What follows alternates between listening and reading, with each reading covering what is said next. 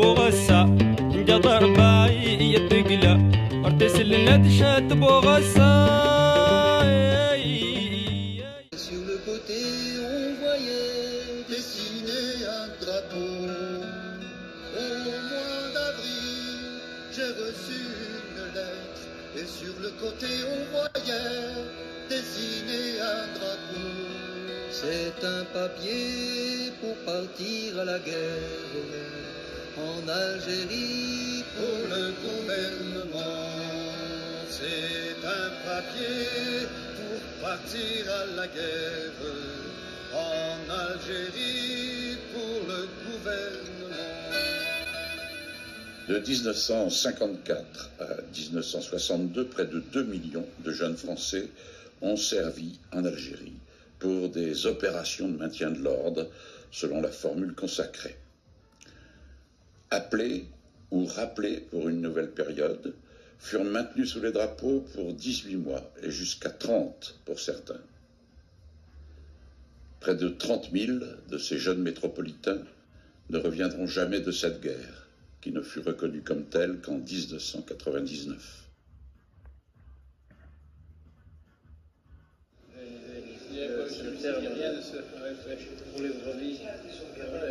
Moi, je suis très honorée d'être avec eux. Réunis à Guidel, en Bretagne, près du domaine des Bollardières, l'association des anciens appelés en Algérie contre la guerre tient son assemblée générale annuelle.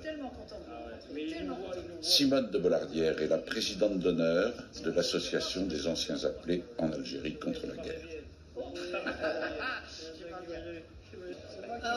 Pour moi c'est extraordinaire, c'est un jour de bonheur absolu, parce que je suis avec des gens d'une dignité, d'une droiture. Le malheur qu'ils ont subi, ils l'ont transformé en générosité, c'est tellement rare. Et dans ce monde d'argent, eux, ils donnent leur argent pour aider des plus malheureux qu'eux et pour retisser des liens avec l'Algérie. Pour moi, ceux qui sont ici me redonnent confiance dans l'humanité. Les 3 initiateurs ont des petites retraites de cultivateurs, toutes petites, et ils ont dit cet argent-là, on n'en veut pas parce qu'il est plein d'horreur, plein de sang, plein de torture, et c'est pas possible qu'on le garde pour nous. On va faire un pot commun, on va faire quelque chose pour l'Algérie. Et moi, je suis pleine d'admiration, de respect, je ne sais pas quel mot employer d'autre, et d'amitié pour eux, parce que vraiment, je les respecte beaucoup.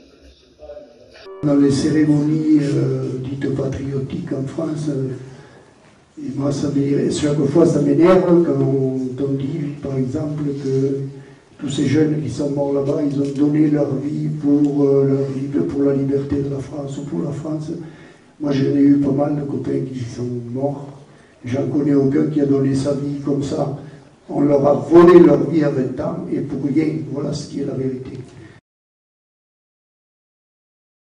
Il fallait presque que je me batte pour donner les restes de nourriture de la cuisine à ces enfants qui manquaient de tout. Et je vous dis, j'ai souvent entendu me faire traiter de ami d'Eiffel, alors que ce n'était pas du tout ça, c'était pour aider des enfants affamés, tout simplement. La misère qu'il pouvait y avoir dans ces montagnes où il n'y avait pas d'électricité, il n'y avait pas de téléphone, il n'y avait pas d'eau, il n'y avait rien, quoi. Et puis on voyait que les gens, ils survivaient, mais ils ne vivaient pas. Les gamins, dès qu'on s'arrêtait, ils venaient chercher un bout de chocolat ou tout ça, ils étaient pieds nus. Ça nous a frappé dès l'arrivée, la différence qu'il pouvait y avoir entre une opulence de certains par rapport à la misère des autres, quoi. Il y a eu beaucoup plus de blessés et de tués accidentellement que par fait de guerre en Algérie. C'est quelque chose qui est rarement dit, parce que ça, c'est jamais honorable. Cette guerre que nous avons menée presque à notre insu, parce que nous n'étions pas informés, nous étions manipulés, parce que nous ne connaissions pas l'Algérie, nous ne connaissions pas les Algériens, nous ne connaissions pas les enjeux de cette guerre. Nous ne pensions pas à l'époque toutes les dérives que le colonialisme avait opérées dans tous les pays du monde. En fait, on ne faisait que défendre un colonialisme totalement abject et totalement dépassé. Vous pouvez croire que les maisons où les militaires sont passés ne sont pas belles à voir. Ville qui essaie de reconstruire la maison qui a été bombardée par l'aviation française. L'aviation française, carrément bombardé tout le village et absolument tout détruit. Et le lendemain, 2 généraux sont venus réunir tous les officiers dans la tente de mon régiment, du 1er Espagne marocain, et en nous disant, messieurs, il fallait le faire et dire que c'était le FLN, il ne fallait pas reconnaître que c'était nous. En tout cas, ce que vous venez de dire, je ne peux pas l'accepter, et si c'est la France, voilà mes galons. Et on les a sans doute interrogés, mais enfin, quand je suis arrivé sur place, qu'est-ce que j'ai vu? J'ai vu ces militaires de l'armée française qui violaient ces femmes. Le chef de section nous a appelés, nous étions 2 jeunes arrivés dans cette section. On m'a demandé d'attacher ce soi-disant Félaga, que je ne reconnaissais plus parce qu'il revenait martyrisé, blessé, il était méconnaissable. Mais chaque jour, dans une guitoune qui était proche de la nôtre, il y avait la séance de torture. Tous les jours, on entendait des mecs qui étaient torturés, qui criaient. Et au début, on ne pouvait pas dormir, mais après, on dormait. Blindé. J'étais opérateur radio en relation avec l'état-major. Je ne voyais pas ce qui se passait sur le terrain, mais je voyais sur le papier, moi. Tous les matins, tous les soirs, on envoyait au PC du régiment le BRQ, qu'on appelait ça, le bulletin de renseignement quotidien, où figurait le nombre de fuyards abattus, etc., etc. Et quand on disait fuyards abattus, on savait de quoi il s'agissait. C'était la corvée de bois. Après avoir pompé tout ce qu'on pouvait pomper chez quelqu'un, on le larguait dans la nature en lui disant qu'il était libre, et puis on lui tirait dans le dos. Les langues commencent à se délier, et ce que vous voyez là aujourd'hui, ce que vous entendez là aujourd'hui est tout à fait exceptionnel. Est-ce que vous pensez que si on ne parle pas vraiment de la guerre d'Algérie, qu'elle reste encore un peu floue, c'est parce que des gens en ont honte et qu'ils n'osent pas en parler, et aussi pas reconnaître ce qui s'est réellement passé, le reconnaître publiquement? Moi je voulais savoir quel âge vous aviez quand vous avez été appelé en Algérie. Est-ce que cette haine se déclenchait là-bas, par rapport à tout ce qui se passait, à tout ce qu'ils voyaient. Voilà. Est-ce que vous en voulez à quelqu'un en particulier, à l'État français Voilà. Non. Par rapport, mon grand-père aussi a été ancien combattant et il m'a jamais parlé de cette guerre. Je voudrais savoir justement comment vous avez trouvé le courage aujourd'hui de nous parler de cette guerre. Je voulais savoir si vous étiez retourné en Algérie. Quand tout a commencé, dans les années 2000, à ressortir en fait l'histoire de la guerre d'Algérie, tout ça, j'aurais voulu savoir comment vous avez réagi quand tout est remonté d'un coup en fait. J'étais en Algérie tout à fait au début de la guerre, et donc j'ai l'un des premiers à dénoncer ce qu'on appelait à l'époque, hélas, la pacification, et qui était déjà le début d'une guerre assez terrible.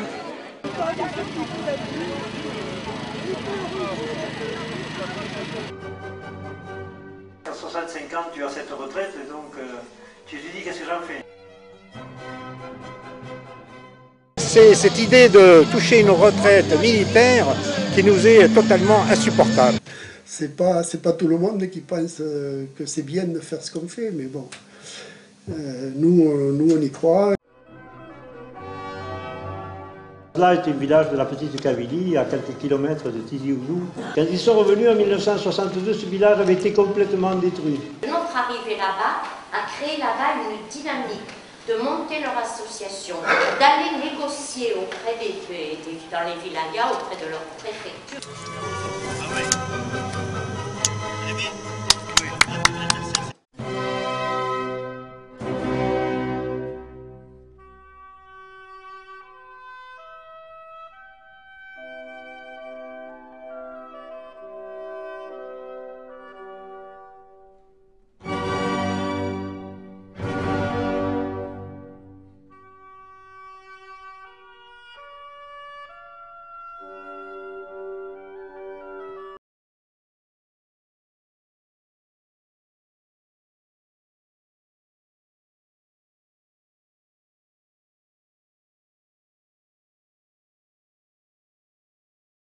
C'est quand je suis rentré en Suisse tout de suite après mon service militaire, que j'ai commencé à comprendre ce qu'était la guerre d'Algérie.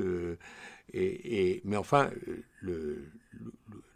disons, l'ouverture complète et absolue et un seul sujet, ça a été à travers les publications des éditions de Minuit que je dis l'étape d'après qu'on avait commencé à diffuser à partir de 1957, quoi, enfin début 57. Donc voilà, là, ce qui va enclencher les liens avec la question algérienne, alors là, c'est le travail avec les éditions de Minuit d'édition et la publication d'abord de pour Jamil Abouired, et puis principalement ensuite de la question. Le contact direct se fait, comme j'ai dit, avec la publication de la question et l'interdiction de la question. Au moment où la question est interdite, je passe à Paris et je parle avec Lindon. Et il me dit, écoutez, est-ce que vous pensez qu'il y a une possibilité de rééditer la question en Suisse? Et bon, je lui dis immédiatement oui, sans savoir encore quel contact je pourrais prendre, quel éditeur, etc. Parce que à ce moment-là, c'est la diffusion, il n'y avait pas d'édition, en fait. Pas de travail d'édition, il y avait seulement la diffusion. Et donc, la décision est prise, en fait, à l'époque, Paris-Lausanne, Lausanne-Paris, c'était un train de nuit. On partait le soir, on arrivait le matin à 6h ou 7h de l'autre côté, dans l'autre ville. Et donc, dans la nuit, je me suis dit, quel éditeur je vais contacter, qui... Et je ne voyais pas quel éditeur était prêt à faire ça. Et je me disais, si je commence à discuter avec un éditeur, le temps qu'il prenne une décision, et puis peut-être pour dire non, et puis ensuite de cela, ça va éventer l'idée, le projet, ça va éventer la réédition. Et donc, vraiment, dans le train, je me suis dit, il faut trouver la solution de le faire toi-même. J'avais un imprimeur que je connaissais, donc il n'y avait pas de problème. Il y avait une question, il fallait seulement quand même avoir un fonds minimum que je n'avais pas. C'est ma mère qui m'a prêté l'argent pour le premier paiement à l'éditeur sur ses économies. Et donc, voilà. Donc, à ce moment-là, je prends l'édition, et c'est là où les éditions sont nées, avec la réédition de la question, auquel on a pu ajouter, c'est là, le texte de Sartre, Une victoire, qui n'est pas dans l'édition française des éditions de Minuit. Voilà. Donc, ça a été le début. Et de là, il y a l'engrenage vers l'engagement plus profond et plus intense avec la lutte de libération du peuple algérien. La réédition de la gangrène s'est beaucoup plus vendue que la question. Elle s'est tellement vendue qu'un jour, je vais prendre le train entre Lausanne et Genève et je vois que dans les kiosques de gare, elle est en pile. Hein, c'est la seule fois où je me suis trouvé dans une situation de best-seller, enfin, simplement parce que là aussi, beaucoup les Français, hein, donc les kiosques de gare avaient mis la gangrène en pile, ce qu'ils n'avaient pas fait pour la question. La situation n'est pas la même. Donc, ça a eu une utilité, un peu d'internationalisation, et finalement de montrer effectivement que l'interdiction d'un livre était sans effet et que c'était pas, enfin c'était politiquement et moralement, les décisions gouvernementales n'étaient pas les bonnes. La question, c'est la torture. La gangrène qui paraît après, c'est la torture, mais la torture en France. C'est plus la torture pendant la bataille d'Alger. Et donc, c'est montrer que la torture n'est pas un phénomène qui se passe en Algérie, mais qui se passe en France. Donc, il y a une progression dans la dénonciation du recours à la torture. J'ai l'impression que dans votre démarche finalement éditoriale, plus ça va, plus il y a une montée en puissance par rapport à la question algérienne. Oui, c'est évident, c'est évident. Alors, il y a d'abord, elle est de plusieurs ordres. Elle est l'ordre des textes publiés, des révélations, enfin des documents, mais elle est aussi... Parce qu'en fait, quand j'ai publié la question, dans les jours qui suivent, je ne dis pas des mois qui suivent, les semaines qui suivent, je dis dans les jours qui suivent, je suis d'abord contacté par Louis Oran, qui se trouvait à ce moment-là avec Maurienne et à Yverdon, dans une ville pas loin de Lausanne, et qui étaient les premiers déserteurs insoumis, et qui allaient créer, qui étaient en train de créer Jeune Résistance, qui était un mouvement qui voulait d'insoumis déserteurs qui s'opposaient à la guerre d'Algérie. Mais dans le même temps, à quelques jours d'intervalle, alors je suis contacté par Robert Davzy, qui était donc qui avait été prêtre ouvrier dans la mission de France, et qui avait rejoint des réseaux de solidarité avec les Algériens, de soutien aux Algériens, et qui avait été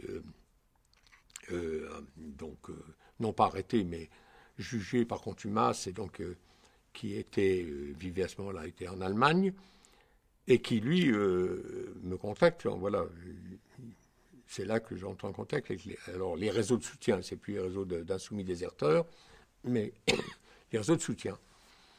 Et donc, qui me dit, voilà, les Algériens, les Français qui aident les Algériens, ou les Algériens ont besoin d'aide, est-ce que la même question finalement que Oran, enfin, etc. Et là, la même réponse. Donc là, c'est là où il y a la montée en puissance, qui était initialement pas dans ma tête, mais qui ne pouvait pas en être autrement. Pour moi, c'était normal de répondre à ces demandes, et de là, tout l'élargissement de l'action en dehors de l'édition sur la solidarité avec les jeunes Français qui refusaient cette guerre, et auxquels il faut...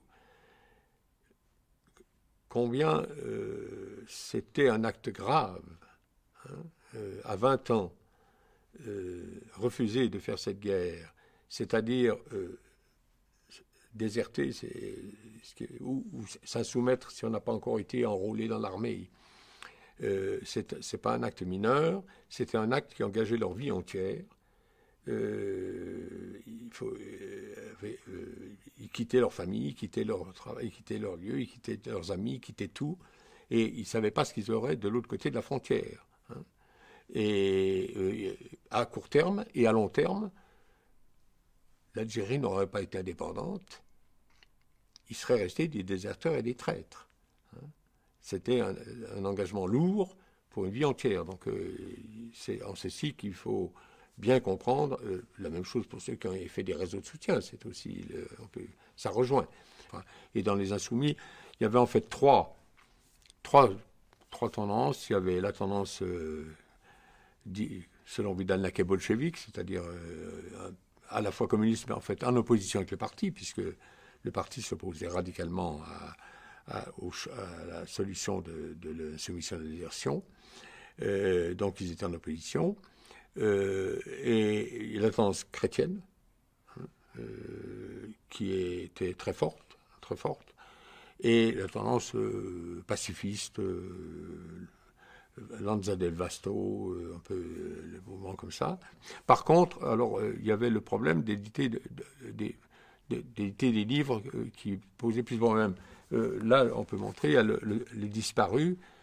Je vous ai dit, il y avait la guerre, il y avait la question, c'était la torture, la gangrène, c'est la torture en France. Les disparus, c'est la bataille d'Alger. Et c'est un dossier qui avait été fait par le collectif des avocats avec Vergès, qui avait recueilli des documents de témoignages d'abord d'Algériens qui réclament aux autorités françaises « Mon fils a été arrêté, où est-il » et les réponses qui venaient de la préfecture, du général Salan, de Massu, ou de Madame Massu, qui avait une fonction là-bas, et qui disait votre mari a été libéré à telle date, enfin, mais le mari n'était pas là, ou le frère,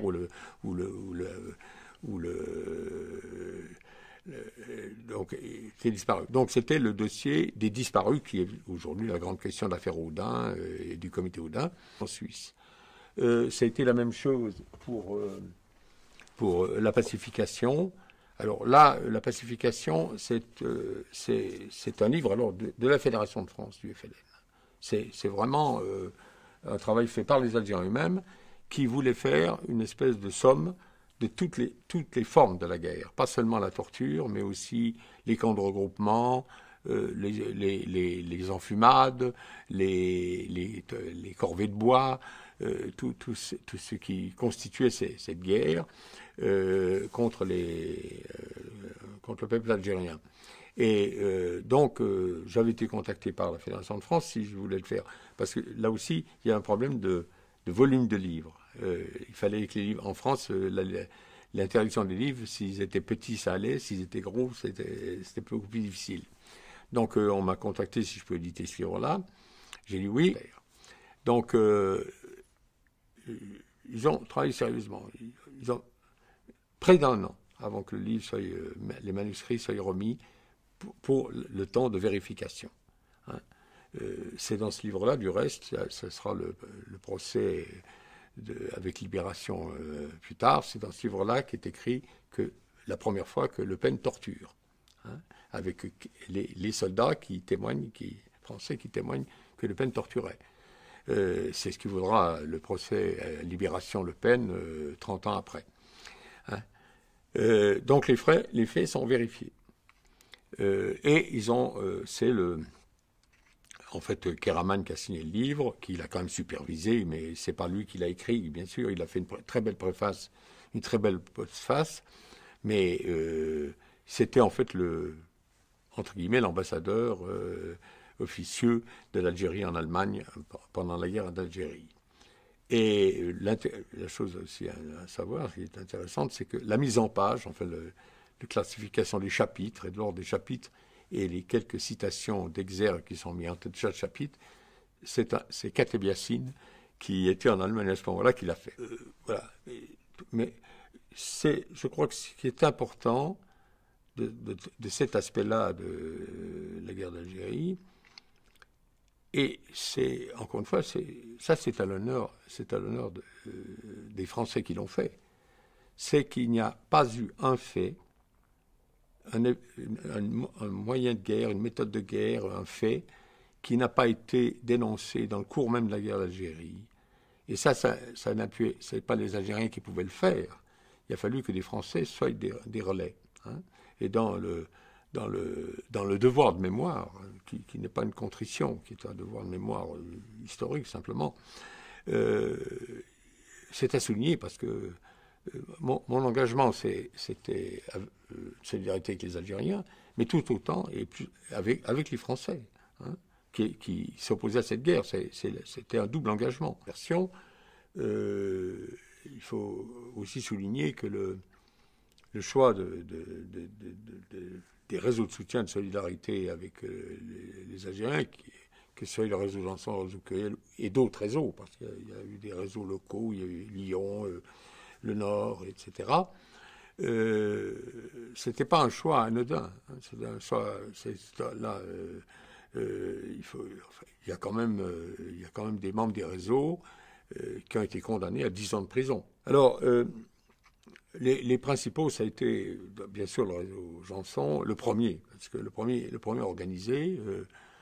Et je crois que l'importance de Janson, c'est que c'est le premier qui a conçu, à la demande aussi un peu des Algériens, mais qu'on ne pouvait pas faire ça, faire un travail complètement amateur, complètement spontané, comme l'essentiel. Souvent, les Algériens, ils connaissaient quelqu'un, ils demandaient à quelqu'un de faire quelque chose. Bon, les gens acceptaient ou pas, le faisaient ou pas. Mais il fallait le faire de manière organisée parce que la répression allait s'amplifier aussi à l'encontre des Algériens. Donc, l'important pour eux, c'était de pouvoir se réunir, il fallait organiser des réunions, c'était de pouvoir les héberger, c'était pouvoir de les faire voyager ou sortir ou rentrer en France ou sortir de France, rentrer en France, les passages, c'était les transports d'argent, on en a assez parlé, de ça, c'était des transports de matériel, de tracts, enfin, etc. Et bien sûr, le faciès, hein, les Français n'avaient pas le faciès, voilà, donc c'est extrêmement important pour les Algériens, c'était très important pour les Algériens. Je le dis, l'Algérie ont été libres sans les réseaux de soutien. Mais ça aurait été plus difficile. Voilà combien le contact dans ces conditions-là qu'on a pu voir avec les Algériens qu'on sortait, etc. Ça faisait comprendre toute la qualité profonde là du peuple. Je ne parle pas des dirigeants, je parle du peuple algérien. Enfin, c'est le peuple qui a fait l'indépendance de l'Algérie, avec des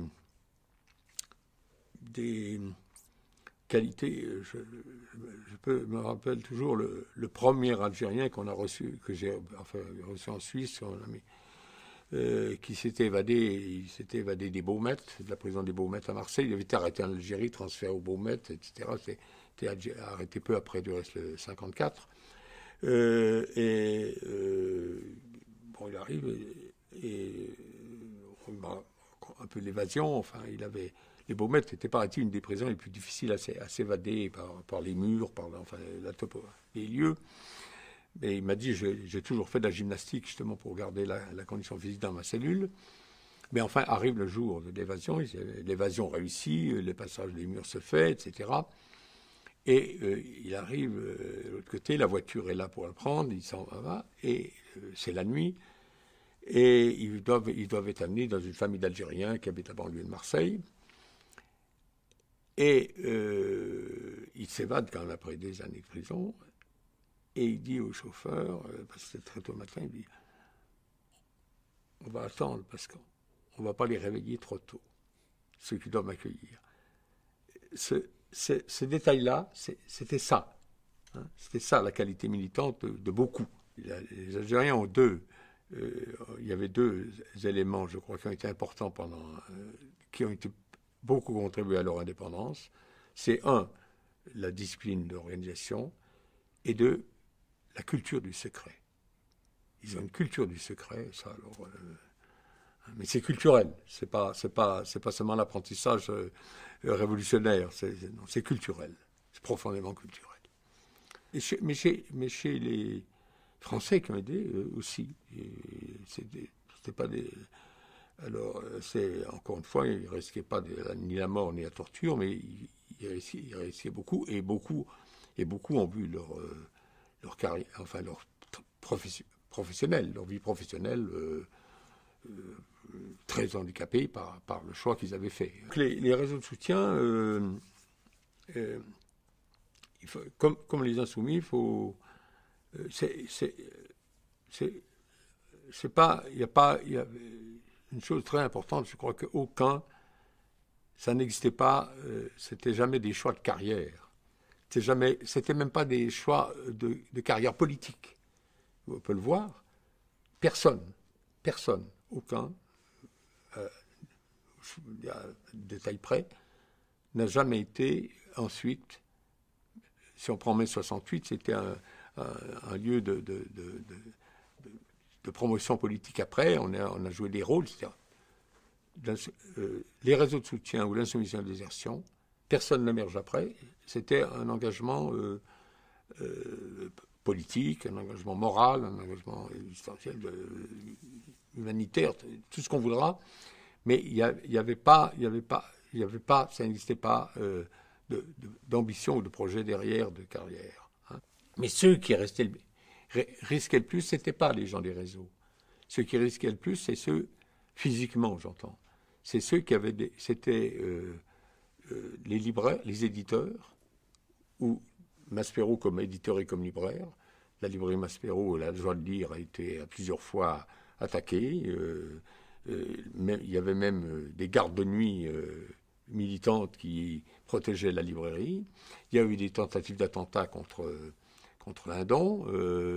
Il y a eu, chez les avocats, là aussi, ils ont un cabinet, donc Ould Daoudi a été assassiné en sortant de son cabinet, là aussi par le SDEC. Hein, donc, les risques principaux, ces risques physiques étaient courus plutôt pour ceux qui avaient, disons, vitrine sur rue, enfin, que pour les réseaux. Il y a une chose importante aussi à laquelle vous avez été mené, c'est la publication d'Al-Moudjahid. Oui. Oui, alors ça, en fait, c'était une demande intérieure des Scampé Wilaya en France, donc des intérieurs français, qui avait été demandé au réseau Curiel de Tunis. Ils m'envoyaient 1000 exemplaires ou 1500 exemplaires que je recevais aux éditions comme je recevais d'autres colis. Et là, il y avait un passeur suisse qui est rentré en France par voiture, et ça a été jusqu'à la fin de la guerre. On a rentré le Moudjahid sous cette forme-là, beaucoup plus simple, sans le problème de réimpression, de réédition, etc. On recevait les exemplaires de Tunis et on les transmettait aux passeurs.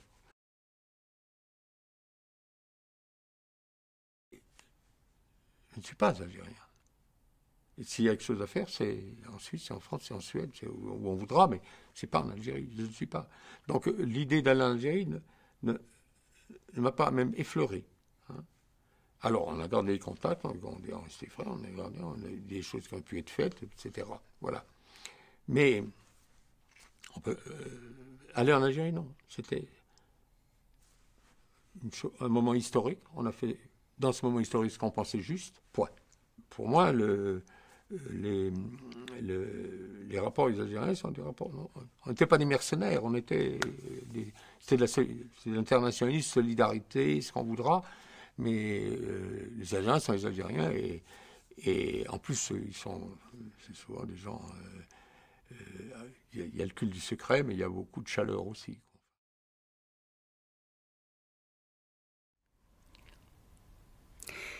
Quelles sont vos premières impressions en arrivant à Alger, les premières images dont vous vous souvenez?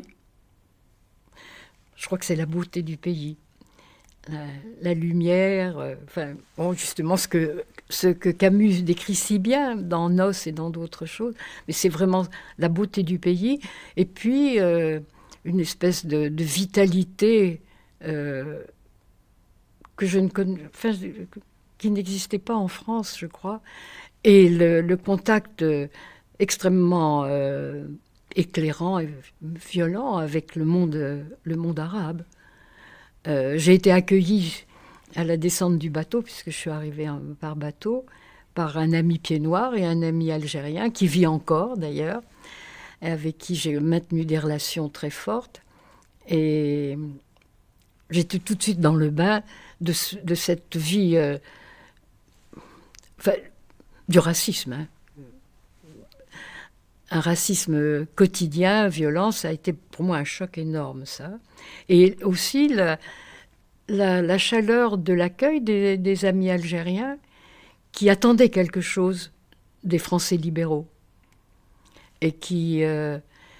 on avait des discussions très violentes parfois, mais il y avait une attente de ce qu'était la vraie France, de leur part. Comment se manifestait ce racisme ? Partout, dans la vie quotidienne, dans les transports, dans la façon dont les gens se regardaient, et dans les exclusions qui étaient posées au départ. Moi, j'ai eu des relations avec quelques pieds noirs en dehors du service civil qui m'ont dit « mais une Française, ça ne fréquente pas les bicots ». J'ai dit, j'ai choisi, moi. Du côté des picots, on m'a pas posé d'exclusive, alors bye bye, je ne continuerai pas à vous voir. C'était ce genre de choses. Et j'ai eu une expérience très marquante, mais c'est un incident parmi d'autres, mais qui peut expliquer ensuite les réactions violentes qu'on a dans des situations comme celle-là. J'étais sortie un soir avec deux amis, un pied noir et un Algérien. Non, c'est pas un pied noir, c'était avec le secrétaire international du service civil, un Suisse, Willy Begert. Et on sortait, on se promenait comme ça, et on a été arrêté par une patrouille de police. Et j'ai vu mes camarades fouiller au corps, les bras en l'air, prêts à être frappés. Et le flic m'a dit, mais une jeune fille française ne sort pas avec un bico. C'était, enfin, devant le garçon en question, je trouvais d'une telle violence que je me suis rendu compte que si j'avais eu une arme à ce moment-là, j'aurais été capable de m'en servir. Et c'est resté pour moi comme une brûlure, cet épisode. Voilà un exemple parmi d'autres. Et ce qui m'a fait le plus mal dans cet épisode, c'est que cet ami algérien, il s'appelait Belkacem, je crois, m'a dit, mais tu sais, c'est tous les jours, ça. Il était, lui, pas particulièrement choqué, alors que moi, j'étais bouleversée par ce qui venait de se passer. Pour lui, ça faisait partie du quotidien. Alors, je suis partie, donc, pour être la secrétaire de la branche algérienne, donc la responsable de la branche algérienne. Et très rapidement, je me suis dit, mais c'est pas à une Française de remplir ce rôle. Et j'ai écrit au comité international, à la présidente internationale du service civil, pour lui dire, la branche algérienne a un rôle à jouer dans la situation, c'est très bien, mais il faut absolument que ce soit un Algérien qui soit responsable de la branche. Et on a suivi mon conseil, et celui qui m'a succédé, c'était Mohamed Sahnoun, qui était un civiliste, mais qui ensuite a été aussi ambassadeur d'Algérie en France, bras droit de Kofi Annan aux Nations Unies. Donc j'avais fait un bon choix. Alors après, vous allez faire, je pense, une rencontre décisive. Je pense à Marie-Renée Chenet. Car après la Kabylie, vous allez vous retourner vers Alger et vous travaillez dans un bidonville. Donc je regarde mes notes pour ne pas écorcher. Berardi Boubzila. Oui. Voilà.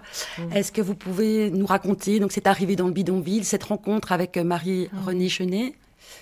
Oui, mais...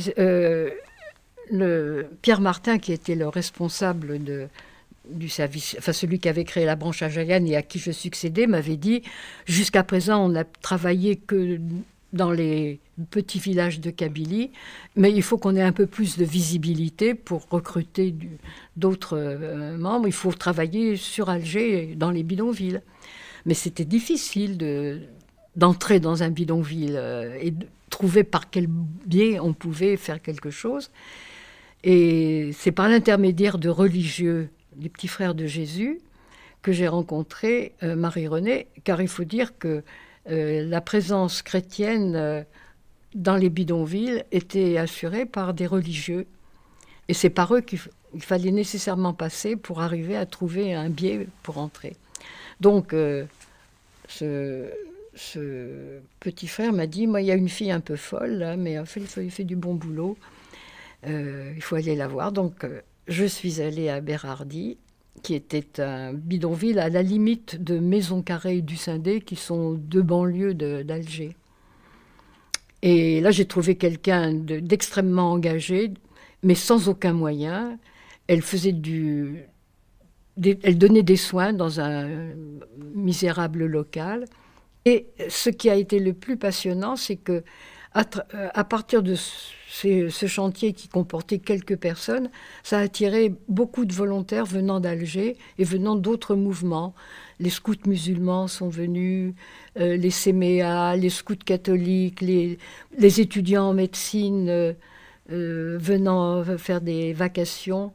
Et ce bidonville de Boubzila a été un lieu d'attraction pour tous ceux qui avaient envie de faire quelque chose et qui ne trouvaient nulle part ailleurs l'équivalent. Et j'ai été frappée, bien longtemps après, de me rendre compte que ce qui avait été vrai pour moi l'a été pour beaucoup d'autres.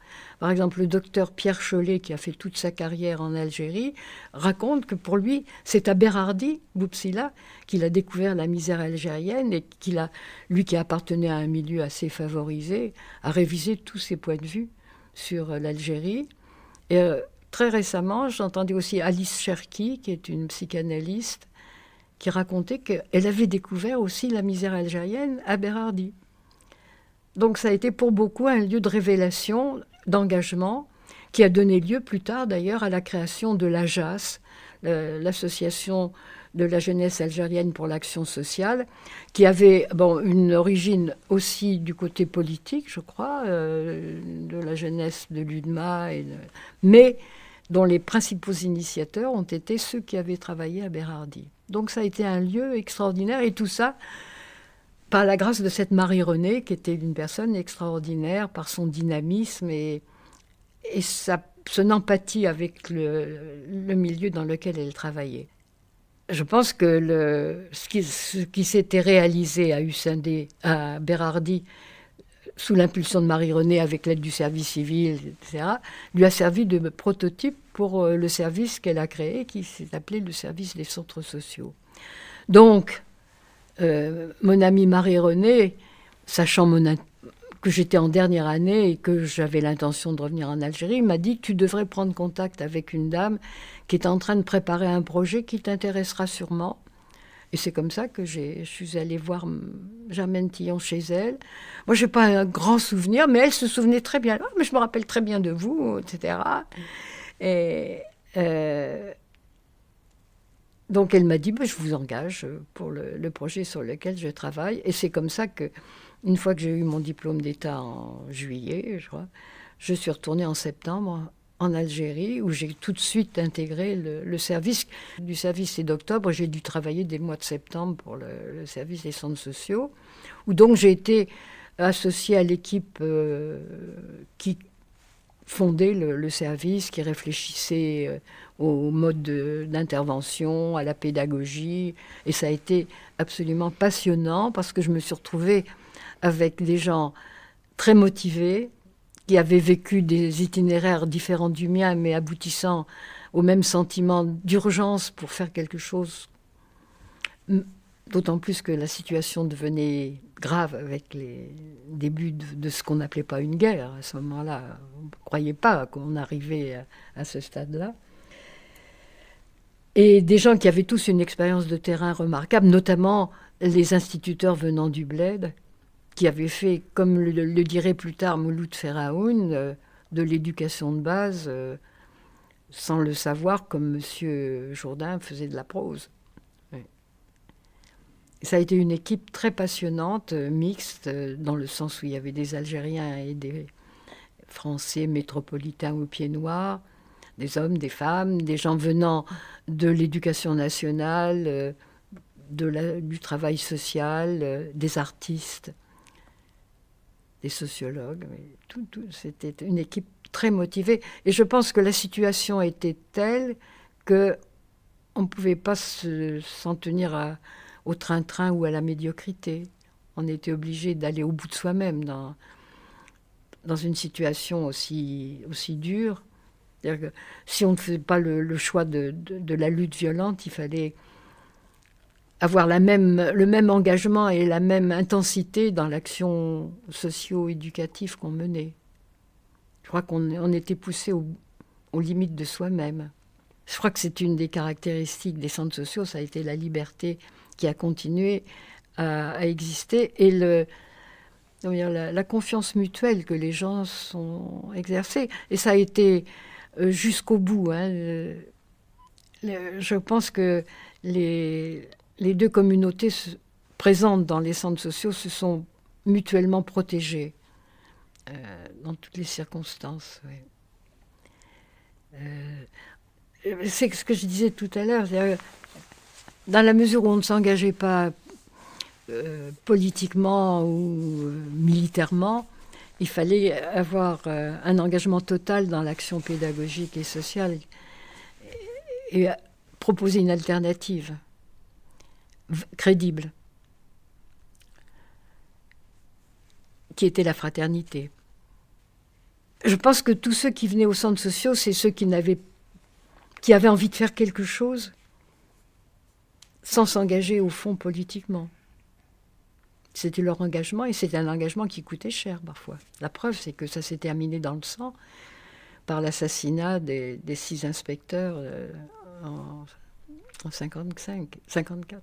Oh, 62.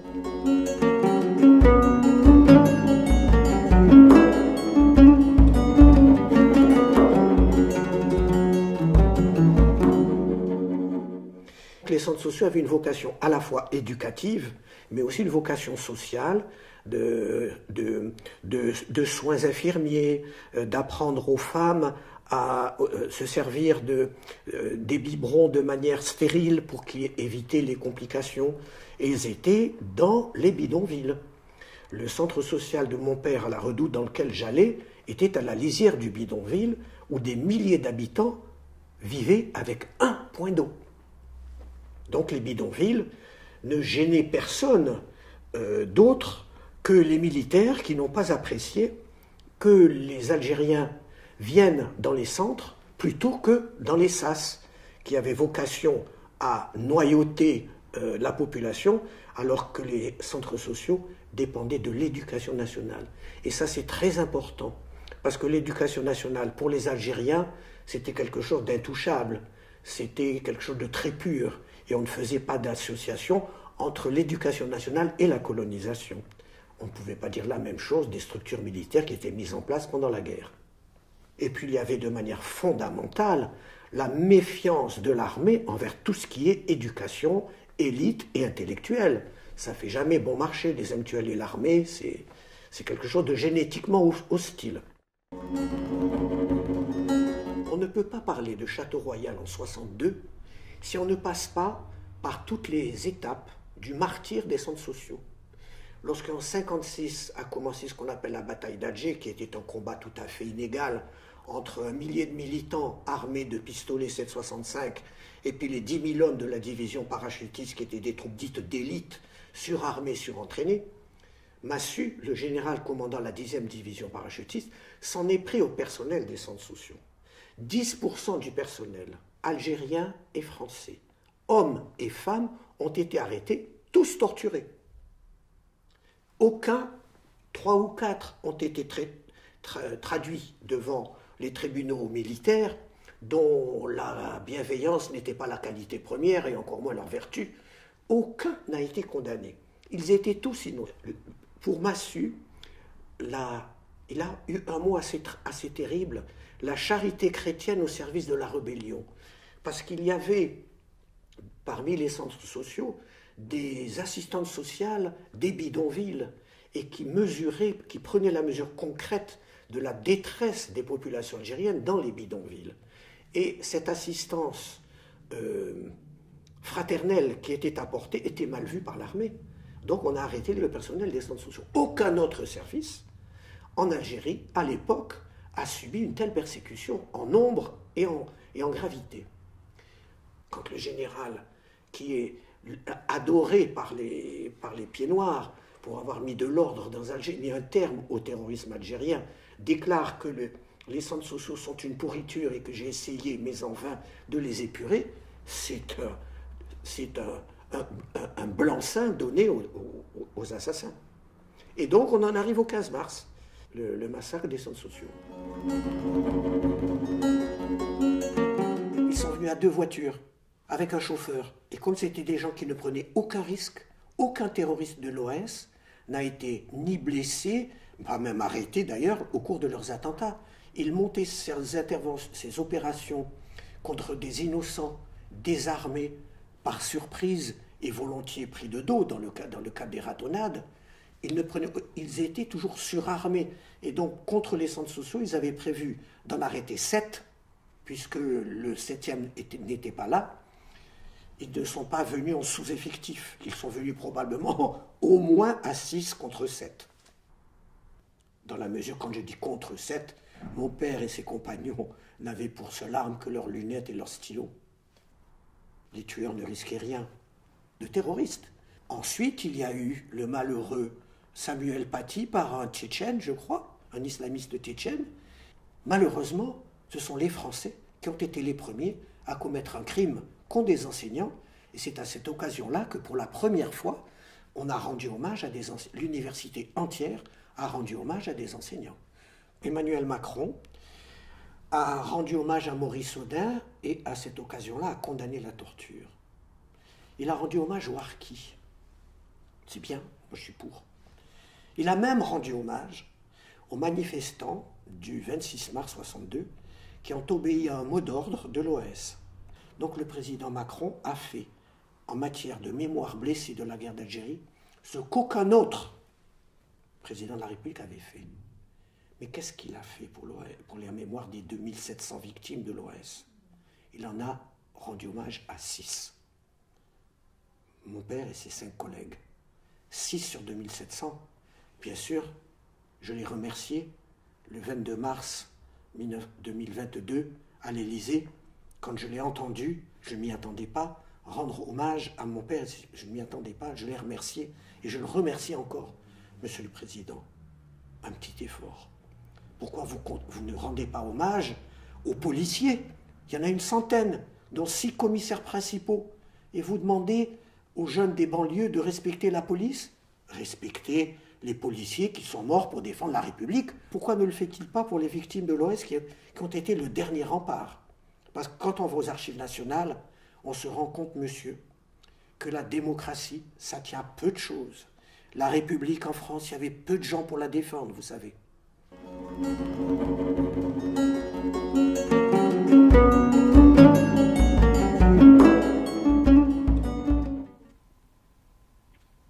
Il y a un autre assassinat, je pense, qui vous a marqué, de Simone et Émile Tanner, mais ça c'est un peu plus tard, c'est pas en mars, en 62. C'est en mai. En mai 62. Oui. Oui. Vous pouviez nous expliquer un peu qui ils étaient? Alors, Simone était...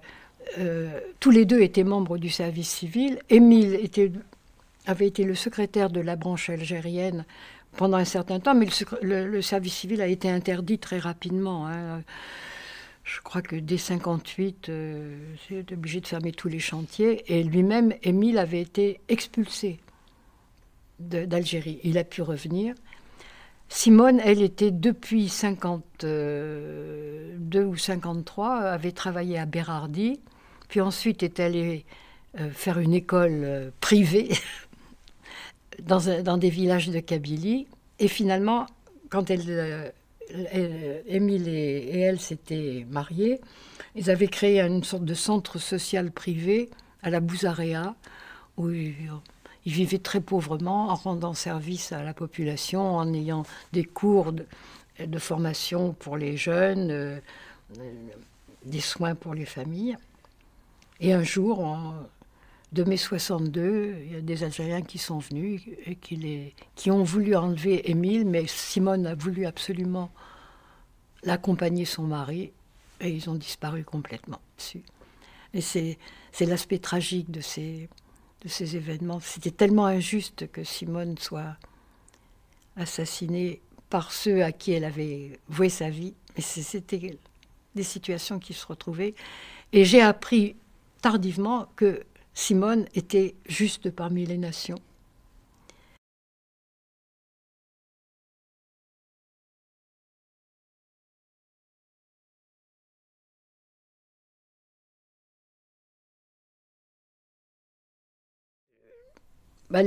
Les chrétiens libéraux, à travers par exemple la paroisse du Saint-Dé, qui était une paroisse mission de France, dont 2 prêtres ont été arrêtés d'ailleurs pendant les événements,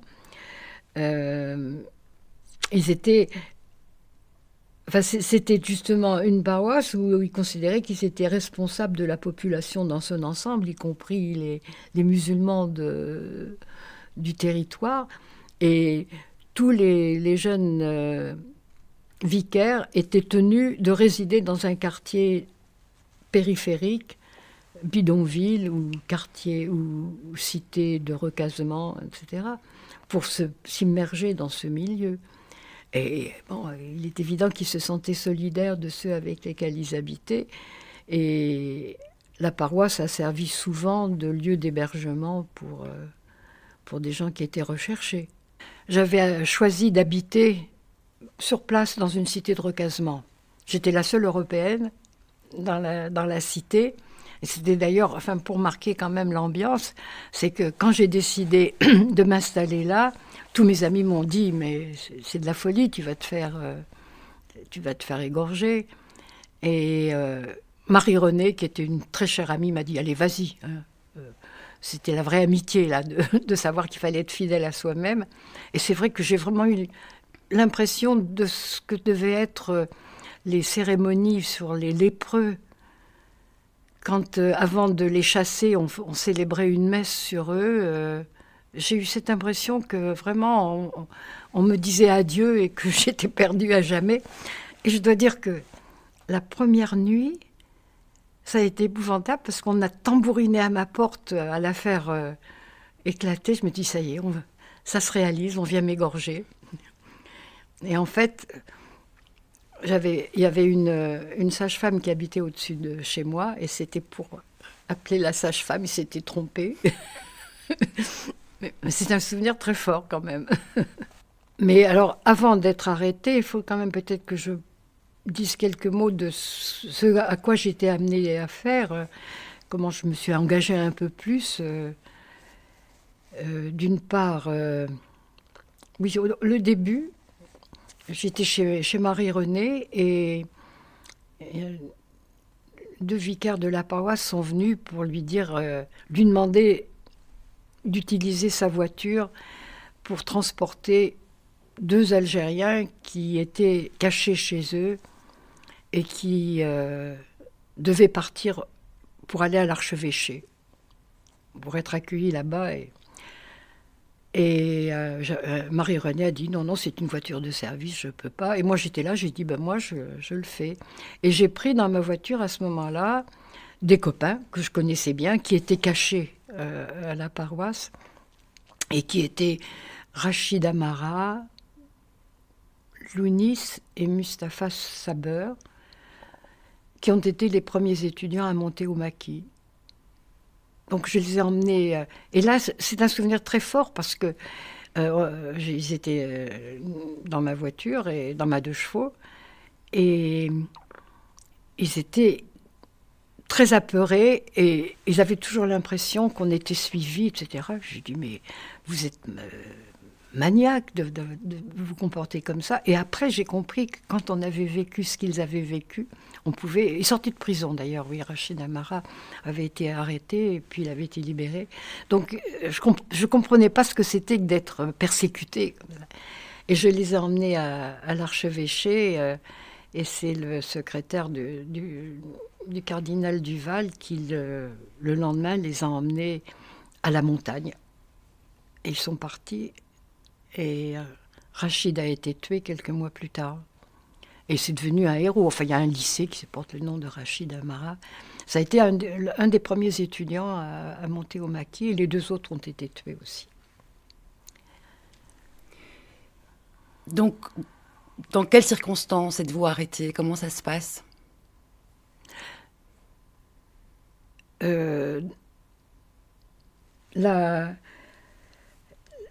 La persécution s'était déjà abattue sur les centres sociaux. Il y avait 2 amis qui avaient été arrêtés. Une amie, Ratoun, Eliane Gautron, qui travaillait aux centres sociaux la semaine d'avant. Et puis on entendait les arrestations. Et moi, j'avais eu une visite des bérets bleus, une semaine avant le 27, 3h du matin aussi, et rechercher ma collègue et amie Shafika Meslem, dont j'ai apporté une photo.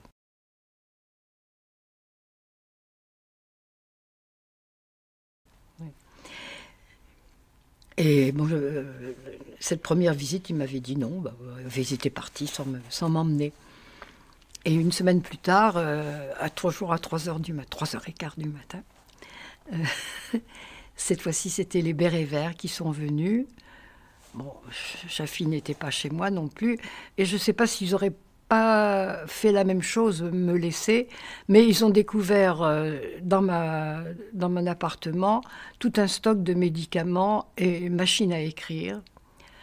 En fait, c'était le matériel du centre social qui allait s'ouvrir, et comme le bâtiment n'était pas achevé, on m'avait demandé d'entreposer le matériel pour le dispensaire et pour le secrétariat. Et ça, tout d'un coup, ça les a excités beaucoup, en me disant, ça c'est pour le maquis, que tu gardes ça. Et on m'a emmené. C'était réputé pour être un lieu terrible, Sézigné. Et je ne me rappelle pas si j'ai su que j'étais à Sézigny quand j'y suis arrivée. Je ne sais plus. Et donc, quand vous arrivez, donc vous dites 5 minutes d'interrogatoire, ça consistait en quoi cet interrogatoire? Où est Chafi? Où est Chafika? C'est tout. Où est Chafika? C'est tout. C'était la seule question. Il est 5 heures du matin, il faut que dans 1 heure, elle soit entre nos mains. Alors, où est-elle?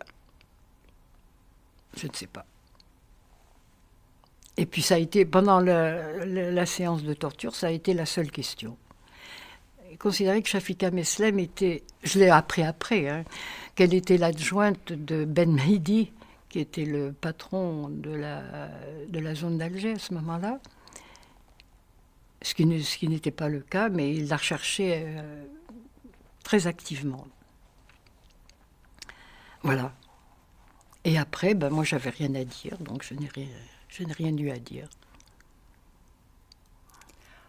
En quoi consistaient les séances de torture? La séance de torture, parce que c'était la seule, c'était l'eau et l'électricité. Donc, étendue sur une échelle, avec les mains qui trempaient dans un bassin, et de l'eau. Alors, c'était pas la baignoire, hein, c'était pas l'étouffement, ça m'a fait penser au supplice du Moyen-Âge, la question où on voyait le ventre du supplicié qui grossissait. C'était ça, verser de l'eau. Et en même temps, ça mouillait le corps, donc ça rendait plus sensible aux décharges électriques. Pas resté très longtemps, et il y a eu au moins une dizaine de personnes qui sont passées pendant que j'y étais. Et alors, toutes celles que j'ai vues avaient exactement connu le même sort que moi, c'est-à-dire elles avaient été torturées avant tout interrogatoire. C'était comme une sorte de conditionnement préalable à la suite des opérations. C'était pas in extremis, puisqu'elle ne veut pas parler, non, on commençait par ça. Alors, bon, moi, je n'ai pas été torturée une seconde fois, et je pense que les autres non plus, mais on vivait dans cette atmosphère de torture en permanence, puisque dans la cellule arrivait une fille qui allait être torturée ou qui sortait de la torture, et bon, on était dans cette situation, on entendait les hurlements, jour et nuit, enfin c'était surtout la nuit d'ailleurs. La journée était plus calme, mais c'est les nuits où on arrêtait, où on torturait surtout. Il y avait des manifestations de solidarité de la part des légionnaires qui nous passaient une cigarette, une barre de chocolat, une orange, comme ça, par la porte. Et ils avaient leur radio. Et j'ai entendu des nouvelles concernant le général de Bollardière, qu'un général avait protesté contre la torture. Et j'étais heureuse une fois de pouvoir le lui dire directement quand je l'ai retrouvé en Bretagne. C'était chouette d'avoir cette nouvelle. Voilà, donc après, ça a été Barberousse, une autre expérience très dure aussi. Et donc on était allé jusqu'à une 50aine de femmes là-bas, dans ce quartier. Et j'ai connu toutes les détenues importantes, Djemila Bouired, Jacqueline Gerouch, les condamnés à mort, hein, Djemila Bouaza. Et puis, alors il y avait le groupe des communistes, le groupe des FLN, et puis le petit groupe des chrétiens libéraux, tout petit. Il y avait des tensions quelquefois, mais dans l'ensemble, en tous les cas, une solidarité très forte. Par exemple, quand il y avait des colis alimentaires, c'était scrupuleusement partagé entre tout le monde, et il y avait une grande solidarité sur ce plan-là.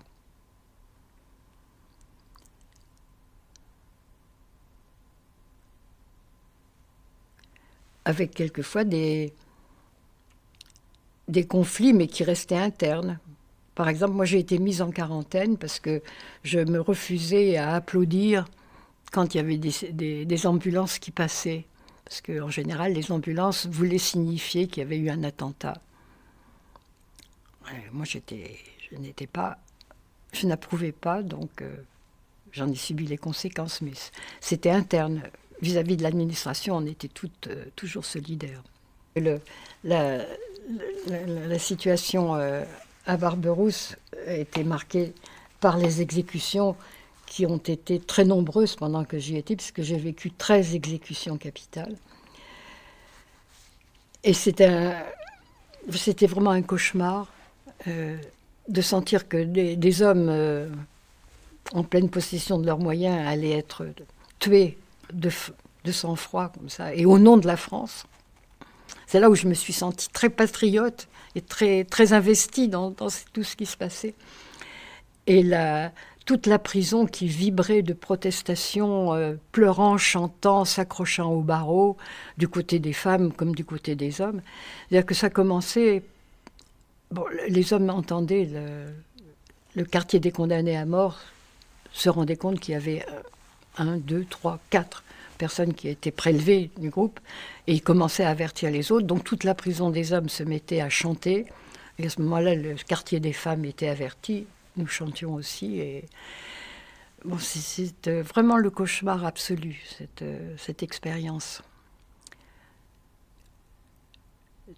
Très, très violente, et je pense qu'effectivement... Et alors après, la Casbah, qui était toute voisine, se mettait aussi à youyouter et à chanter, donc il y avait une atmosphère de folie qui gagnait, et le lendemain, nous, on était en grève de la faim, systématiquement après chaque exécution. C'est une expérience très, très rude. Et moi, je me disais, je ne pourrais pas continuer à vivre dans ce milieu-là. Je préfère devenir folle que de continuer à vivre ça en pleine conscience. Et ça continue. L'année 57 a eu une année terrible. Il y a eu au moins 70 exécutions à Barberousse. Et Jamène Tillon avait tout à fait raison de penser que c'était un nœud nodal dans les événements, et qu'il fallait absolument suspendre les exécutions. D'ailleurs, ça a été un des termes de sa négociation avec Yassef Saadi. C'est vrai que vis-à-vis de ceux qui étaient en prison, mais vis-à-vis de toute la population, c'était vraiment fait au nom de la France. C'est quelque chose qui a été irrémédiable, ces exécutions. Parce que quand il y avait des exactions commises par l'armée, etc., c'était quand même des personnes qui étaient impliquées. Tandis que là, l'exécution de condamnés à mort, c'était fait au nom du pays. C'était vraiment là la France en tant que telle qui était responsable. Et ça rendait, à mon avis, ça a été une des choses qui a rendu les choses irrémédiables. On ne vous demande pas de partir d'Algérie? Non, je n'ai pas été expulsée, mais bon, ça m'aurait été difficile, à mon avis, de continuer à travailler tranquillement là-bas, parce que j'avais été beaucoup mise en vedette. J'ai eu mon portrait dans les premières pages de journaux. En Algérie, on avait parlé de moi, donc j'étais persona non grata, et ça m'aurait rendu les choses difficiles, peut-être possibles, mais enfin difficiles. Puis d'autre côté, j'avais ma famille qui souhaitait beaucoup que je revienne. Donc je suis rentrée en France, et au moment de l'indépendance, au moment de l'indépendance, j'étais avec la fille de mon amie Chafi, qui elle était très prise et qui m'avait laissé sa fille pour que je m'en occupe. Et puis quelques semaines après, je suis partie au Sénégal. Donc, et j'y ai vécu les années les plus heureuses de ma vie. J'aurais une dernière question. Est-ce que cette guerre a changé quelque chose en vous? Bon, elle ne m'a pas lâchée. Hein. Je ne sais pas si ça a changé, mais j'ai continué à vivre ces expériences majeures que j'ai vécues au cours des 5 années. Là. Ouais. Et les 3/4 au moins les 3/4 de mes relations sont encore enracinées dans cette Algérie, où je continue à retourner depuis l'indépendance très régulièrement, mais en visiteur simplement, sans m'impliquer. Mais mes amitiés sont toutes liées à l'Algérie. Je suis née il y a très longtemps. ça devait être dans les années 30, non, c'était en janvier 36, dans une famille juive de deux côtés, aussi bien du côté maternel que paternel, qui était déjà un très jeune couple, puisque j'avais déjà un frère aîné, et ma mère s'est mariée à 17 ans. Voilà. Et dans ce mariage a été un mariage de présentation des jeunes qui se sont plu.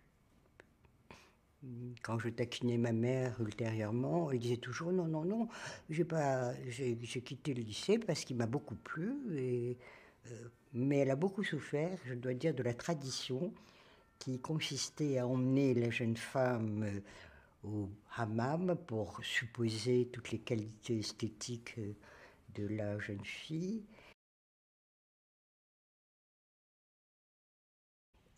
Au lycée encore plus qu'en primaire, on était, malgré l'école juive, je veux dire, hein, parce que je me suis trouvée à vivre ce que je savais déjà, que j'avais déjà entendu, que j'avais déjà vécu, et c'est une chose que je me dois dire, vous pouvez la garder ou pas, qui a beaucoup été estompée, camouflée après la guerre d'Algérie, c'est l'antisémitisme virulent de la quasi-majorité des Européens d'Algérie. Je crois que ça, je peux le dire d'expérience. Moi, par exemple, je n'ai jamais, même si on était très copines au lycée, si on faisait un journal ensemble, un truc comme ça, je n'ai jamais mis le pied, alors qu'elles habitaient à 2 pas, rue Michelet, etc., du lycée de la Croix. Je n'ai jamais pu entrer dans la maison d'une des copines de classe qui s'appelait Esner, Barbier, ou des trucs comme ça. Je le dis d'autant plus que c'est des choses que nous avons vécues, mais comme si ça avait été complètement recouvert par l'histoire, alors que ça fait partie de l'histoire. C'était de fait, ils ont été extrêmement pétainistes, ils ont été les premiers à appliquer les lois d'huissier. Ils étaient aussi, par rapport... il y a eu des exceptions, je veux dire, c'est évident, mais la majorité était convaincue de la fameuse thèse de Porot et Sutter que le cerveau des indigènes n'était pas fabriqué comme le cerveau des Européens, qu'ils étaient régis par le sous-cortex. Et est-ce que, justement, ce serait ça aussi, justement, ce rejet, cet antisémitisme, qui vous aurait rapproché des musulmans, on va dire, pour prendre les catégories Mais écoutez, religieuses. je vais vous dire, je pense, et en plus, moi, et là, maintenant, ça commence à se redire, parce que quand mon père me parlait de sa propre grand-mère, ou ma mère, ou ma grand-mère maternelle me parlait de la famille dont elle est issue, qui était pourtant une famille, son père, Serror, c'était des gens qui s'appelaient Hakoun, Serror, Chergui, Serki, etc. Et moi, j'ai eu très vite, très tôt, puis d'ailleurs maintenant il y a des livres qui apparaissent pour en reparler, que la majorité des Juifs du Maghreb sont des berbères judaïsés. C'est une chose qu'on a voulu étouffer par la chrétienté, par plein d'autres trucs, par aussi toute l'histoire, justement, qui fait partie du colonialisme et de la division, etc. Mais moi, vraiment, dès l'âge de 18 ans, j'étais persuadée que je venais d'une famille berbère judaïsée. Enfin, peut-être quelques juifs qui venaient d'Espagne, mais que le gros de mes ancêtres étaient des berbères judaïsés. Ça ne m'a jamais posé de problème. Un jour, j'ai dû l'écrire aussi, ou je ne sais plus, en médecine,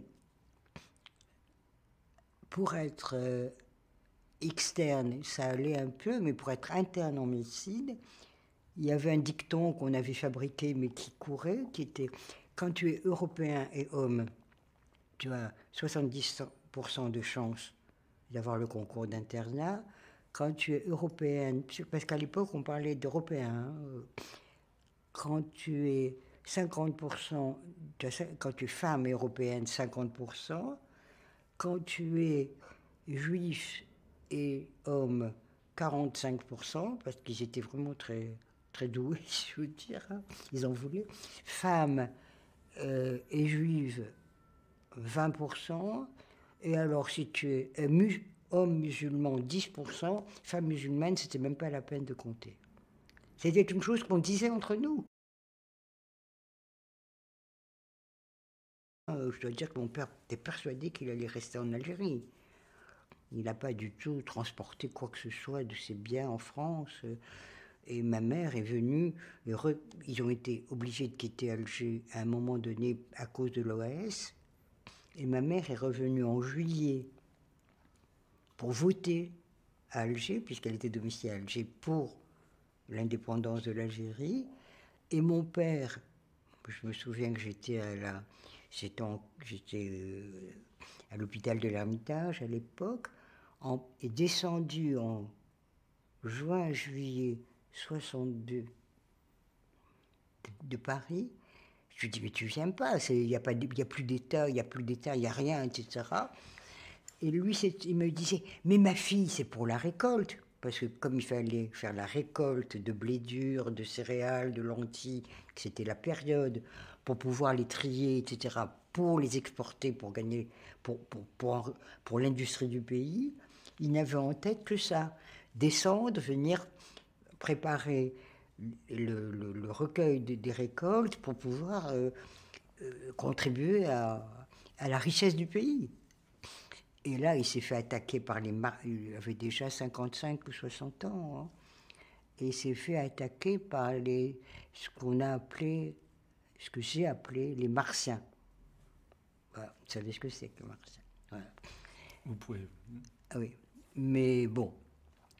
Mais il est revenu plusieurs fois hein, en Algérie après. Ils ont vu garder l'appartement plusieurs fois. Mais ça, c'est la préhistoire. C'est l'histoire d'après. Voilà. Celle dans laquelle un jour, quelqu'un lui a dit « Rahmim, ta place n'est plus ici. » Voilà. Mais c'était après l'indépendance. C'était 2 ou 3 ans après l'indépendance, en pleine période Ben Bella. J'avais beaucoup d'amis hein, de ma génération qui étaient au Parti communiste et beaucoup d'amis qui étaient chez les chrétiens progressistes. Cette race perdue des chrétiens progressistes qui était d'ailleurs à l'Union des étudiants avec Mondos, etc. Et j'étais à l'aise entre ces deux mouvements. Et à ce moment-là, j'ai fait la connaissance aussi avec des gens comme Ouzdik, les Ouzdik, que j'aimais beaucoup. Mais en même temps, j'ai connu beaucoup de jeunes femmes aussi, qui sont devenues après des résistantes du FLN. Mais comme étudiants, on savait qu'on pensait la même chose et qu'on allait dans la même direction, mais c'était tacite. C'était trop dangereux. C'était tacite. Et puis chacun suivait son propre chemin pour arriver à l'accompagnement de novembre 54. Ça s'est pas fait comme ça, quelque chose comme ça. C'est là où on a créé, où il y avait cette association. On était pour un changement en Algérie, Voilà, c'était autour de 53, des années 53, 54. Mais enfin, nous étions minoritaires, mais on voulait absolument des changements. On voulait absolument que ça change. Et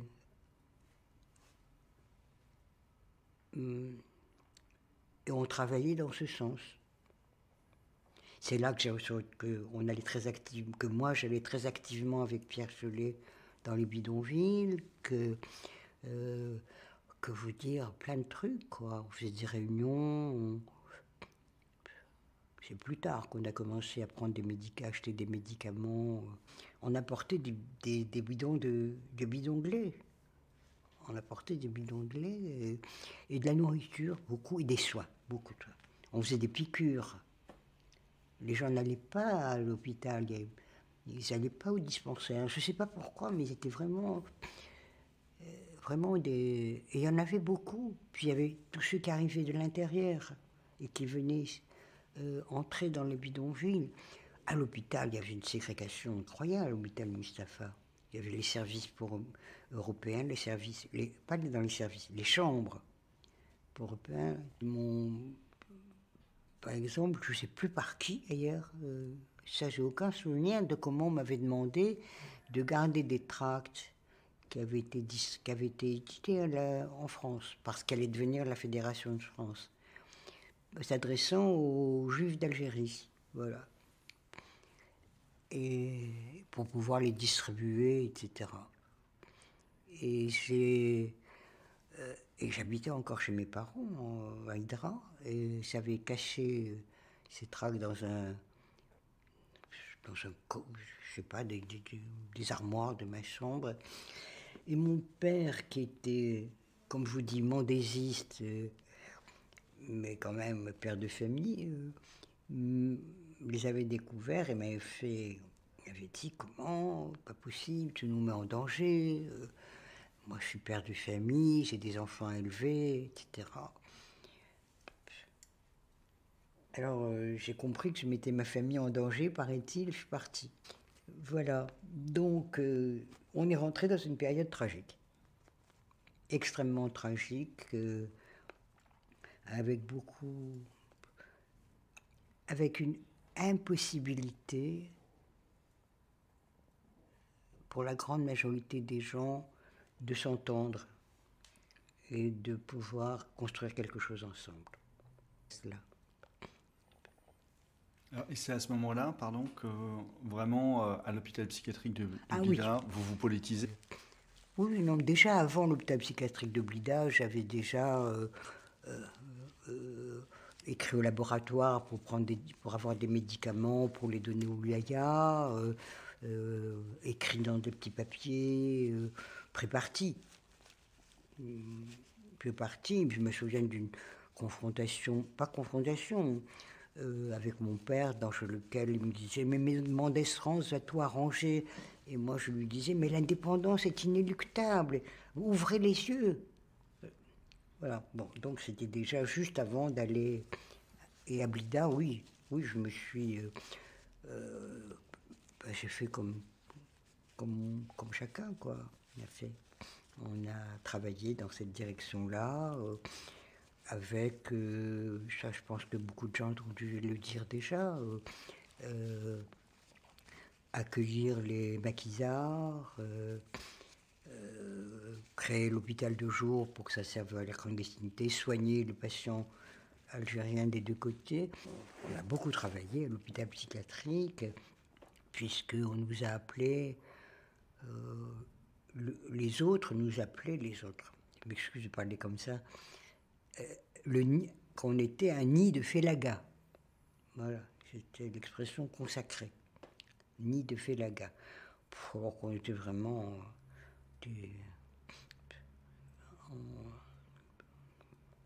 Ça a été une expérience très personnellement, sur tous les plans, tout à fait... j'avais 23 ans, tout à fait essentiel, voilà, c'était le moment.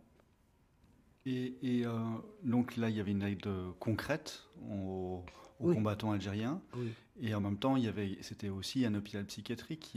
Vous soignez beaucoup de personnes qui avaient des problèmes psychiatriques dus à la guerre? Oui. Et puis aussi, à l'OIA 4, ça commençait à pleuvoir. Hein. Vous pourriez raconter un petit peu ces cas, justement? C'est délicat. C'est délicat. Mais on peut dire que, si vous voulez, il y a eu pas mal de traumatismes psychiques dus à la violence, dus au viol, y compris un étudiant qui se retrouve, ça c'est un cas très connu, mais auquel j'ai assisté, qui se retrouve pas embarqué, mais qui se retrouve dans une ferme où il s'agissait d'arrêter le colon vraiment esclavagiste qui n'était pas là, et lui, cet étudiant, avait vu sa mère et sa sœur torturées et violées par des paras. Et il a été pris, et il y avait la femme toute seule là, et il a eu comme ça une vision du viol et de la torture de sa sœur, et il a descendu la femme du colon d'un coup de, je sais pas trop quoi, de fusil, je crois. Et il est tombé dans un état de dépersonnalisation très très très grave. C'est comme ça qu'on l'a reçu à l'hôpital de Blida. Un gamin très très très touchant. Voilà. Et ça a été très dur. Vous avez craint de plus en plus pour votre sécurité à ce moment-là? Oui, ben, il y a eu la grève, après il y a eu des répressions extrêmement fortes de l'administration par rapport aux infirmiers qui avaient fait grève.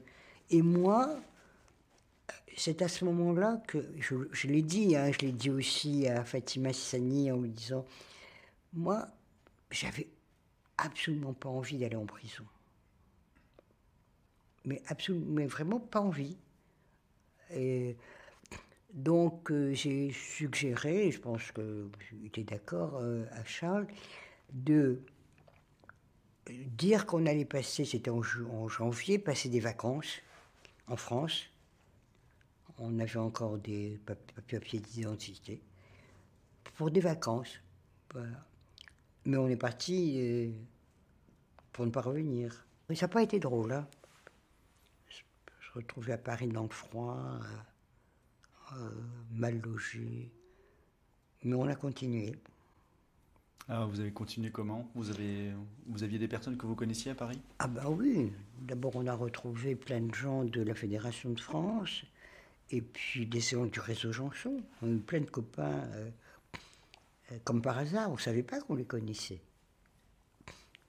Alors qui ça? Hein? Qui ça, vous pourriez... Jacques Charbin, avec qui on a connu, par lui, on a connu plein de gens de la Fédération. Janson, Hélène Quénat, etc. Et même à la Fédération de France. C'était des anciens copains étudiants. On s'était retrouvés chez les étudiants algériens. C'était l'époque au boulevard Saint-Michel. Laurence Bataille, des noms les plus étranges, tous ces gens-là qui ont fait partie des... Radmila Zigouris, que je ne savais même pas que j'ai retrouvée après, qui est une grande amie psychanalyste à moi, qui pourtant avait une histoire vachement compliquée, si on peut dire, comme elle risquait gros, elle n'avait même pas la nationalité française, qui prêtait sa piole pour... Enfin, c'est peut-être impensable de nos jours, ces choses-là. Je sais pas. Accueillir des clandestins, à les soigner, disons, à repérer des planques.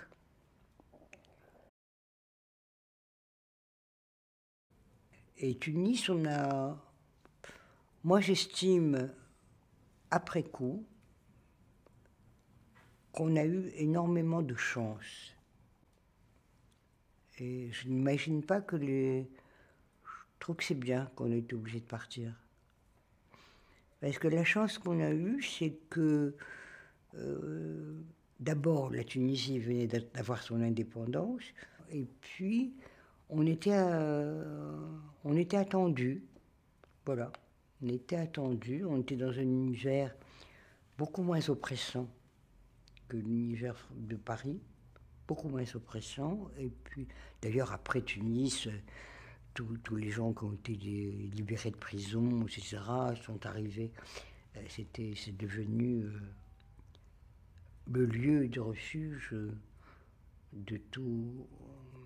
Il y a eu Anna Gricki, Melki qui est venu, enfin on a vu arriver Charby, enfin il y a eu un monde, on les avait tous vu arriver, mais c'était un autre univers quand même. Et là on a vu tout de suite, en plus il y avait à l'époque un ministère de la Santé, c'était tout de suite Bourguiba première période, hein, c'était... Et on a eu un ministère de la Santé tunisien, Ben Salah, qui était un type, on est devenu copain, hein, c'était vraiment un type très bien, qui avait décidé d'accueillir les Algériens qui avaient une formation, et comme la plupart des administrateurs, des médecins, etc., français, étaient partis à l'indépendance, dans la santé publique, dans l'hôpital psychiatrique, dans les services de pneumologie, de chirurgie, il manquait de personnel. Il y avait un deal qui était, on travaillait à mi-temps pour les Tunisiens, qui permettait d'avoir... et puis le reste du temps, on le consacrait à notre activité algérienne. On ne nous demandait pas trop aux frontières. Mais à Tunis, on avait du boulot. Voilà. Et puis, que vous dire de cette période-là, il y avait beaucoup, il y avait Martini qui était en chirurgie avec Essafi, où il recevait aussi tous les blessés algériens, toutes les rééducations. Nous, en psychiatrie, on a créé l'hôpital de jour, Fanon a créé l'hôpital de jour. Et ce qui me frappe de cette époque, maintenant que vous m'en parlez, c'est que, en tous les cas, en ce qui me concerne, mais je crois que les gens de mon entourage aussi, que ce soit Pierre et Claudine, les Fanon, d'autres, les Chitour, Banyaya, Moussaoui, bon, à part les grandes, c'est pour ça que je parlais du whisky tout à l'heure, hein, à part les grandes nuits auxquelles des fois je participais, au whisky à refaire le monde, d'après, n'oubliez, moi j'ai envie de dire une chose, il ne faut pas oublier qu'à cette époque-là, toutes ces personnes-là avaient moins de 30 ans. Fanon, c'était un vieux pour nous. Et ils avaient tous abandonné leurs études pour construire la future Algérie. La vision qu'il fallait être performant dans son domaine pour l'Algérie future, qu'on avait tous à l'époque, hein. Moi j'avais gardé ce truc qu'il fallait étudier pour être performant pour l'Algérie future. J'ai pas hésité. J'ai pris cette... En plus, quand même, être... alors que j'étais pas algérienne musulmane, qu'on me donne cette bourse, c'était quand même symbolique, quoi. Donc je suis partie, voilà. Partie en Allemagne de l'Est, en DDR. Sur cette période-là, vous avez encore comment dire, vous soignez beaucoup les Algériens qui arrivent, qui sont les réfugiés, des soldats également. Oui, toutes ces éclopées, je peux dire, de l'armée de libération algérienne bâtie aux frontières et qui pas beaucoup savaient lire et écrire et qui faisaient des syndromes psychosomatiques, beaucoup, tout d'un coup des paralysies qui étaient tout à fait d'ordre psychique et pas du tout d'ordre... Et j'avais créé un centre à la Marsa où j'avais reçu et tenté des soins avec mes petits moyens. Ça passait par l'électrothérapie jusqu'au dialogue. Et puis, c'est à ce moment-là qu'il y a eu les accords d'Évian. Et moi, je n'avais pas de casier judiciaire, et c'est comme ça qu'on a pu rentrer en Algérie en mars 62. La vue, c'était la guerre, quoi. C'était de nouveau la guerre. Il y avait les quartiers de la ville dans lesquels même les libéraux, ce qu'on appelait les libéraux, c'est-à-dire les gens favorables à l'indépendance mais qui n'étaient pas musulmans, ont été menacés, d'autres ont été tués. Je trouve que Rousseau a essayé de rétablir quelque chose de valable, mais pendant des années. C'est comme l'antisémitisme des Européens, pendant des années.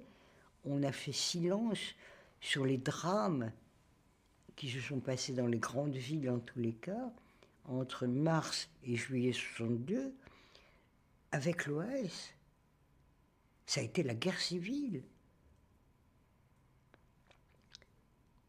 Mais ça a été... et je peux vous le dire, parce que j'étais quand même confiné. Le confinement, ça m'a connu pendant plus de fin mars à début juillet à la clinique de l'Ermitage, qui était devenue un endroit de repli pour et les malades mentaux et les autres. C'est là où on a eu l'aide de jeunes psychiatres français que j'avais d'internes en psychiatrie qui sont venus aider, des Landau aussi en chirurgie, enfin, il y a eu une certaine solidarité, mais aussi avec des qui croyaient au tiers-mondisme, c'est-à-dire qui pensaient que l'Algérie allait être le fer de lance du tiers-mondisme. Et moi, j'étais en train de leur dire, attention, ne prenez pas vos désirs pour une réalité. Vous avez vécu comment, justement, ça a été une liesse extraordinaire, l'indépendance? Le 5 juillet, oui. Ça a été une très grande liesse. Moi, je suis sortie là. Alors, est-ce que c'est un faux souvenir ou pas? En tous les cas, dans les rues d'Alger, il n'y avait pas de pancarte avec Algérie arabo-musulmane. Il y avait Algérie, algérienne, vive l'indépendance de l'Algérie, des pancartes comme ça, des petites filles en petites robes aux couleurs cousues à la veille par la mère qui était toute fière d'avoir leurs petits habits neufs. Grande liesse, un mélange de femmes à foulard et de femmes sans foulard. Donc je suis venue finir mes études ici, en ayant toujours en me disant toujours, ben après tout, pourquoi pas, je me forme. En plus, vraiment, vous ne pouvez pas le formuler à l'époque comme je le formule un peu plus tard. Je me disais qu'il va y avoir tellement de traumatismes liés au silence de l'histoire individuelle, des familles, de la société, etc., qu'il va y avoir du boulot pour les psys. Je le pense toujours. Et c'était sûr qu'en me formant, là-bas, je pourrais beaucoup, une fois de plus, accompagner l'humain. Je me moque de moi. Hein. Voilà. Vous avez continué à soigner les traumatismes issus de cette guerre, justement? Ah oui. Oui, en France, beaucoup. Oui. Mais en Algérie aussi. Et je suis resté en allant en Algérie très souvent, en étant demandé en Algérie, en faisant mon chemin ici, beaucoup quand même. Mais en étant toujours là-bas, quand on me demandait. Toujours avec mon regard un peu critique, mais enfin... mais il y a des gens que j'aime. Il y a des gens que j'aime dans ce pays. Mais je reste extrêmement attentive et personnellement faisant partie de ce pays. Personnellement, émotionnellement, affectivement, corporellement. Et puis, je continue à être... Je dois dire plus que j'aime bien le Maroc et la Tunisie, mais je continue à être très attentive, il faut dire qu'il est plus tragique aussi, au destin des jeunes générations d'Algériens en Algérie. Et que si on me demande quoi que ce soit pour les accompagner, j'y suis. Merci beaucoup. Même si des fois il m'énerve, hein.